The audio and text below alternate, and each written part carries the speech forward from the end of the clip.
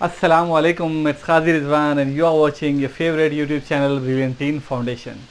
Now today we will learn grammar topic, types of verb. First of all, I will explain you what is verb. Verb is a word which denotes action, possession or a state of being.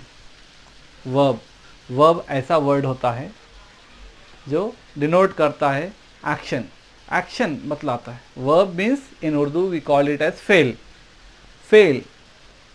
means हरकत. It denotes action, वो हरकत denote करता है. possession मिल्कियत denote करता है. and state of being, और क्या बतलाता है? state of being, के भी कोई इंसान किस कंडीशन में है. state of being. okay, now there are two types of verb. Number one is main verb and number two is auxiliary verb. Auxiliary verb is also called as helping verb.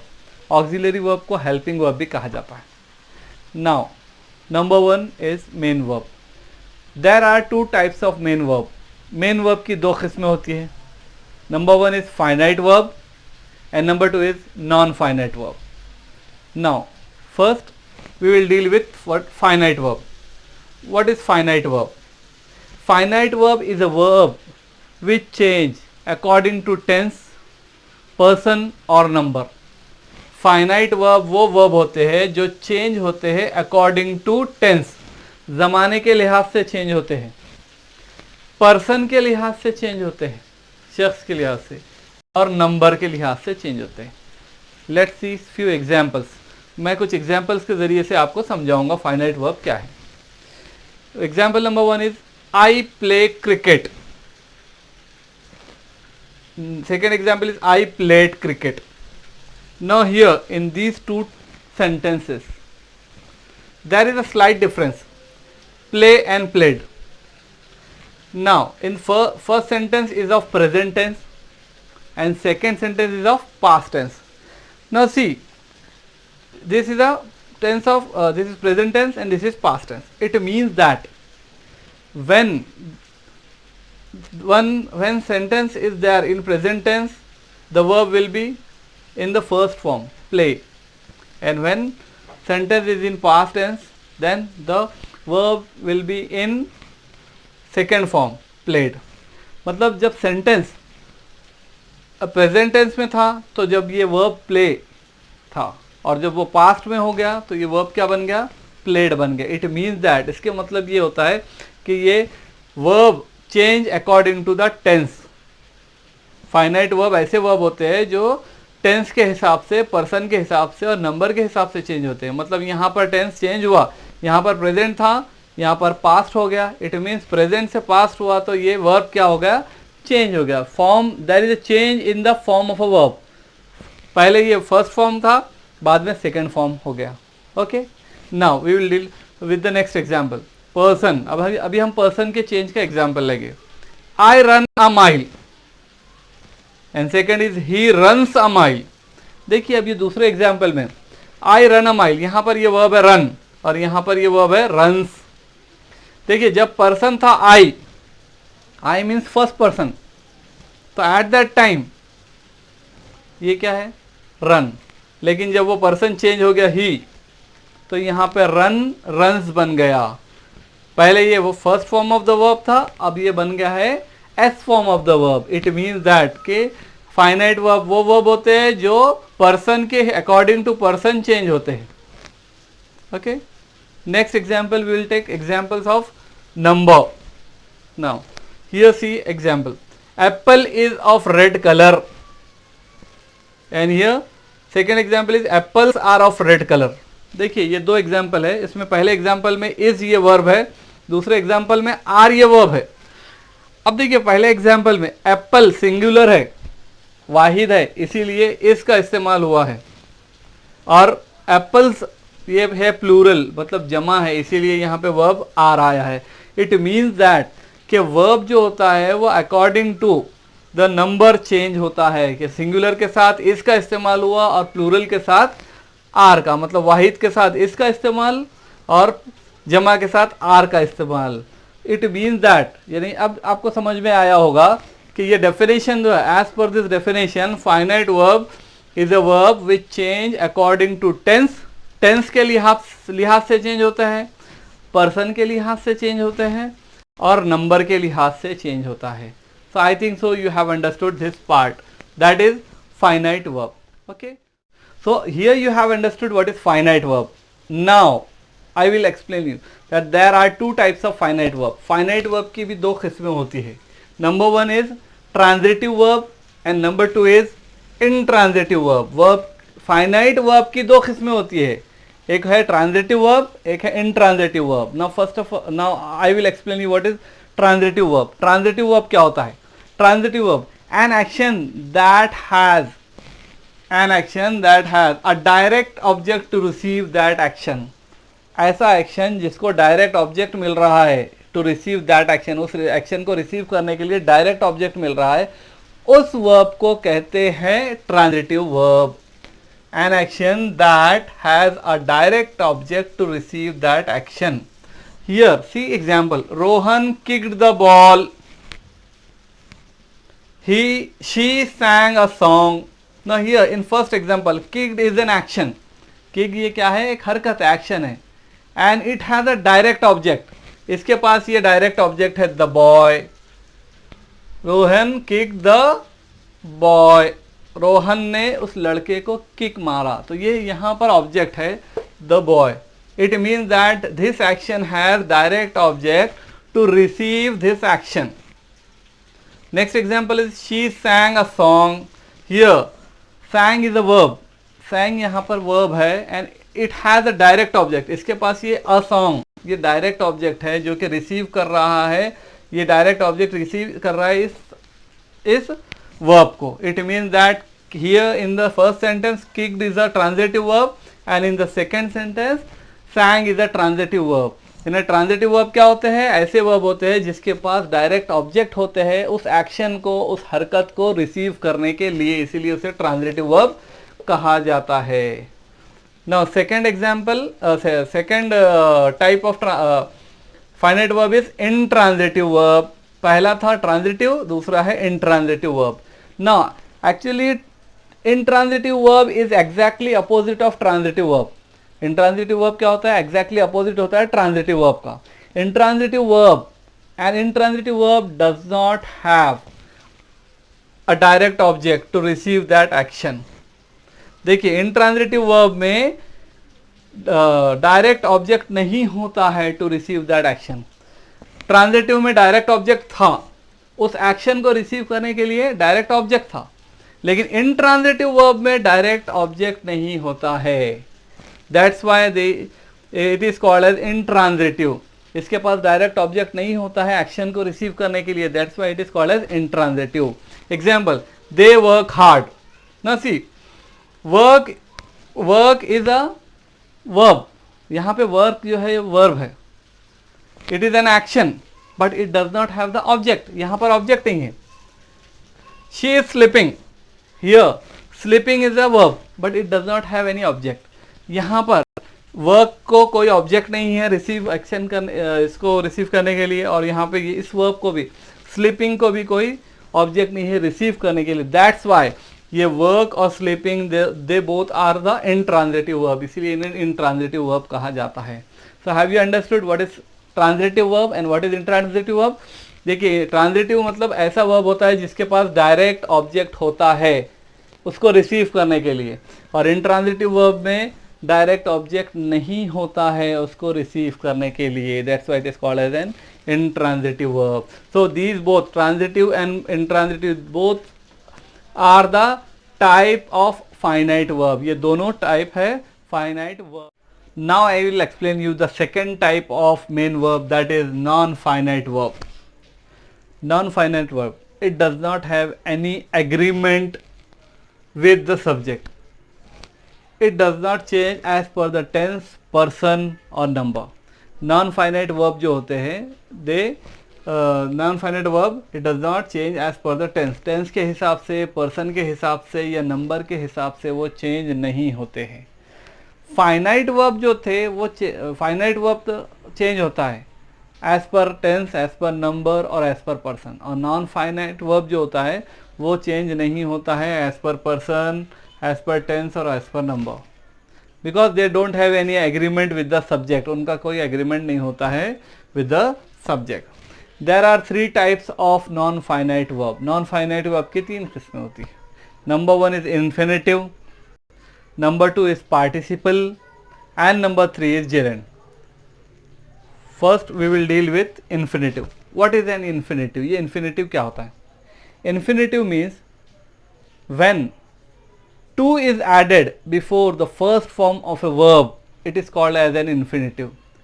Infinitive किसे कहते हैं? If 2 is added before the first form of a verb, verb की पहली शक्ल से पहले 2 अगर आता है किसी सेंटेंस में तो उसे कहते हैं infinitive.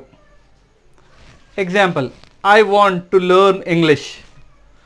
To learn, 2 plus first form of the verb is called as an infinitive. Infinitive किसे कहते हैं?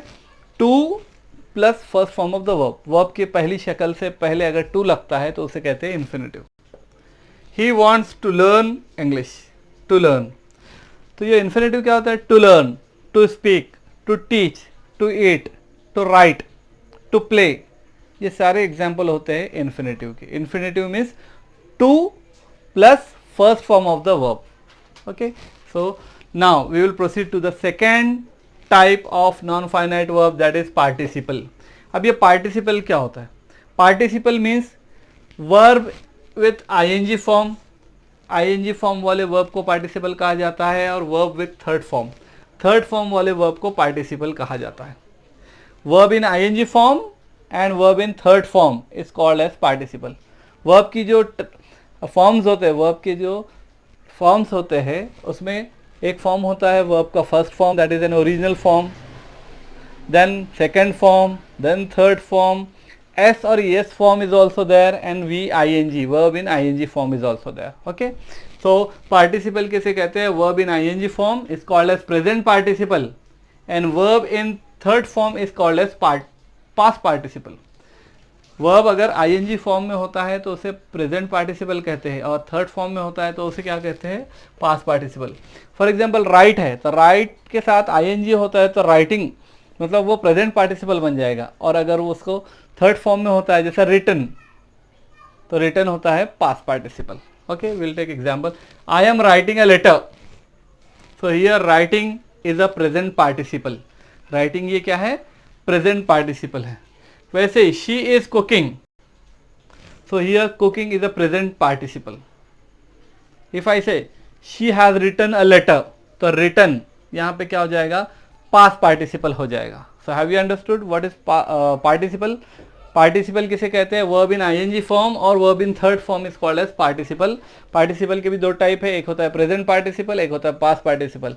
Verb in ING form present participle and verb in third form is called as past participle. Okay, now we will proceed to the third type of non-finite verb, that is gerund.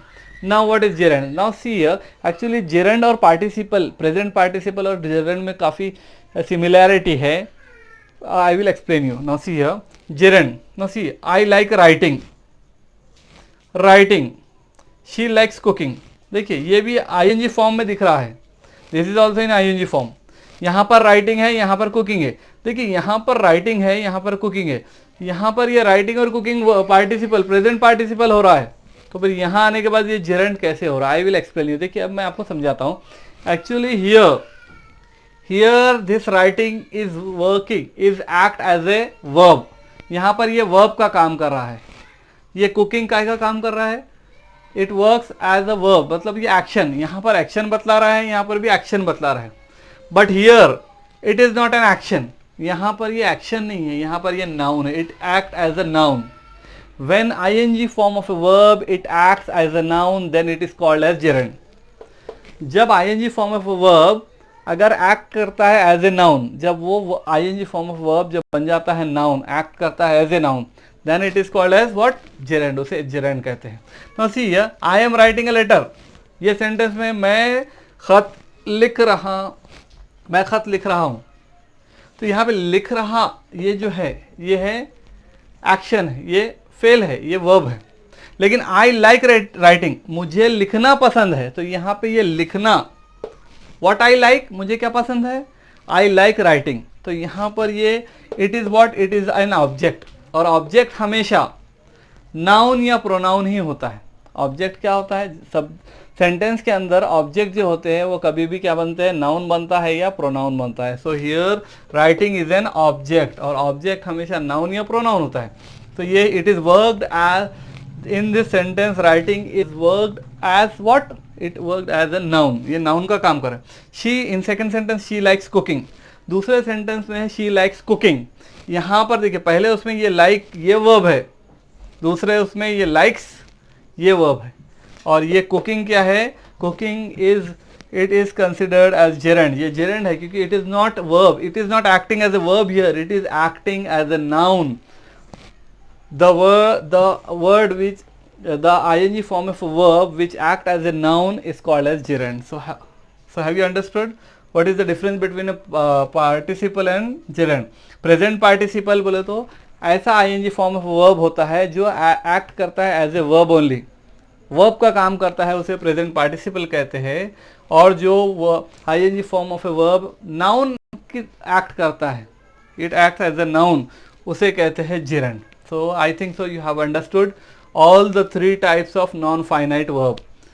यहाँ पर आपको समझ में आया होगा कि ये non finite verb क्या है, और उसके 3 टाइप्स जो कि इन्फिनेटिव, पार्टिसिपल और जेरेंड, ये तीनों चीज़ें आपको समझ में आई होगी। So here we have finish the two main types of main verb. यहाँ पर हमने मेन वर्ब की दोनों किस्में, पहला था फाइनाइट वर्ब और ये दूसरा है नॉन फाइनाइट वर्ब, ये दोनों। Now we will deal with the second type of verb, that is auxiliary और helping verb. Auxiliary verbs are also called as helping verb. Auxiliary verb को हेल्पिंग वर्ब भी कहा जाता है। Helping, now this word itself shows that it help. Helping से ही समझ में आ रहा है कि हेल्प। एक्चुअली देखिए 2 टाइप के वर्ब होते हैं, एक होता है मेन वर्ब, एक होता है ऑक्सिलरी और हेल्पिंग वर्ब। तो ये हेल्पिंग वर्ब का काम होता है मेन वर्ब को हेल्प करना, that's why they are called as the helping verb और auxiliary verb. Okay, there are 2 types of auxiliary और हेल्पिंग वर्ब। ऑक्सिलरी या हेल्पिंग वर्ब के 2 टाइप होते हैं। Number 1 is primary auxiliary and number 2 is modal. Now I will explain you what is primary verb. अब primary verb क्या कौन से होते हैं? Primary auxiliary verbs are to be, to have, to do। to be, to have, to do ये primary auxiliary verb होते हैं। अब ये to be क्या है, to have क्या है, to do क्या है, देखते हैं। to be means am, is, are, was, were। ये am, is, are, was, were ये होते हैं to be के फॉर्म्स। to have के फॉर्म होते हैं have, has, had। have, has, had ये क्या होते हैं, to have के फॉर्म होते हैं। और do, does और did ये होते हैं to do के फॉर्म। तो प्राइमरी ऑक्सिलरी वर्ब जो होते हैं टू बी, टू हैव और टू डू। और to be means am, is, are, was, were. To have means have, has, had. और to do means do, does और did. ये होते हैं प्राइमरी ऑक्सिलरी वर्ब। अब देखिए एम, इज, आर ये यूज होते हैं प्रेजेंट कंटिन्यूअस टेंस में। वॉज और वर ये होते हैं पास्ट कंटिन्यूअस टेंस में। हैव, हैज यूज होते हैं प्रेजेंट परफेक्ट या प्रेजेंट परफेक्ट कंटिन्यूअस में। हैड यूज होता है पास्ट परफेक्ट या पास्ट परफेक्ट कंटिन्यूअस में। डू, डज और डिड का इस्तेमाल, देखिए डू और डज और डिड का इस्तेमाल होता है किसी भी सेंटेंस को निगेटिव बनाने में या इंट्रोगेटिव बनाने में। डू और डज प्रेजेंट टेंस के जो सेंटेंस होता है उसको निगेटिव बनाने में या उसको क्वेश्चन बनाने में, इंट्रोगेटिव बनाने में उसका यूज। और डिड का इस्तेमाल पास्ट टेंस में, पास्ट टेंस वाले सेंटेंस को निगेटिव बनाने में या उसको क्वेश्चन वाला सेंटेंस बनाने में उसका यूज होता है। सो ये था primary auxiliary verb. Now we will proceed to the second, that is a modal. Second auxiliary या हेल्पिंग वर्ब होता है मोडाल। अब ये मोडाल क्या होते हैं? Modals are will, shall, would, should, can, could, may, might, use to, dare. ये सारे मोडाल ऑक्सिलरी वर्ब्स होते हैं। Will, shall, would, should, can, could, may, might, use to और डेयर ये सारे के सारे क्या होते हैं? These are called as the modal. ये सारे प्राइमरी ऑक्सिलरी वर्ब है और ये modal auxiliary. Okay, so I think so you have understood very well what is auxiliary verb. So first of all what I have explained you, there are 2 types of verbs. Number 1 is main verb and number 2 is auxiliary. तो main verb क्या है ये भी मैंने आपको समझाया। main verb क्या है? मेन वर्ब और दूसरा है auxiliary verb. So here we have finish this chapter types of verb. So दोस्तों, अगर आपको मेरा ये वीडियो पसंद आया होगा तो इसे शेयर, सब्सक्राइब और लाइक करना ना भूलें।